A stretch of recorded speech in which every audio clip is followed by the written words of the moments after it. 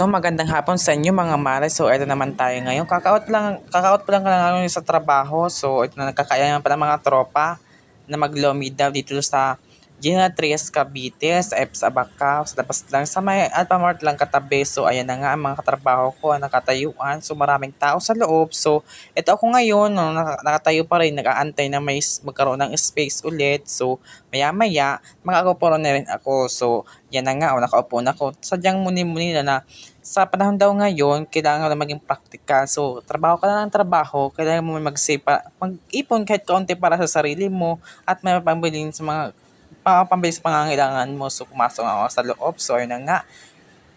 Nilagay na nga ang aming counting sangkap. So, ayun na nga pala.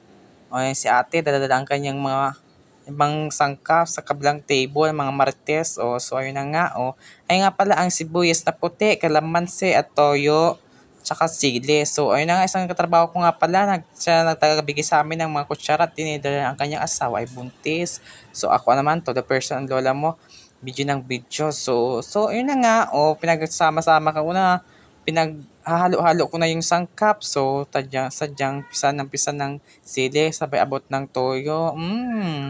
Talagang masarap na sarap siguro pag mainit pa yung sabaw na sa unang tingin mo talaga hindi mo maatim ang lasa niya. Siyempre kung laking probinsya ka pala, laking Bicol ka naman talaga, sinong hindi manidires sa lomi, di ba? Dahil malapot talaga na mait-eat, masarap. So yun ang diba sa atin. So yun na nga, nakaserve na ang aming order sa akin pala, Jumbo, Batangas Lomi. So marami siyang toppings.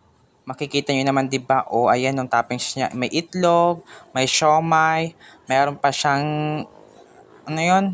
Lumpia. Oh, ayan, no, di ba? Sa unang tingin nyo talaga matatakam ka na sa sarap. Pero kung titingin nyo ng maigi, malapot-lapot siya na hindi nyo magugustuhan yung lasa. Pag talagang baguhan ka pa lang talaga, kung baga laking probinsya ka talaga. So, ayun na nga, oh.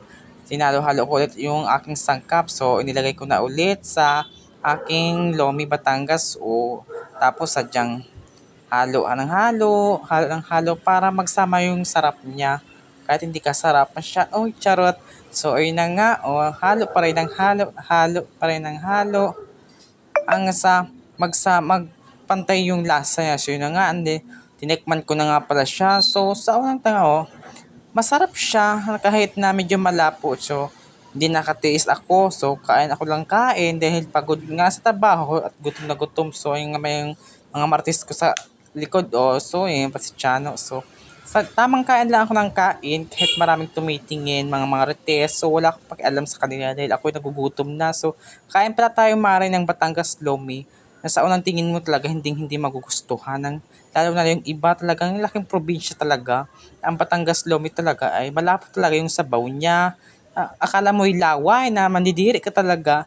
So paunti-unti masasanay ka rin. So yun na nga, sobrang takaw ko. So yun na nga, naubos ko siya. Dahil sobrang sarap niya na medyo malakop-lawas sabay mo pa ng drinks. So ayun na nga sila sa labas pa.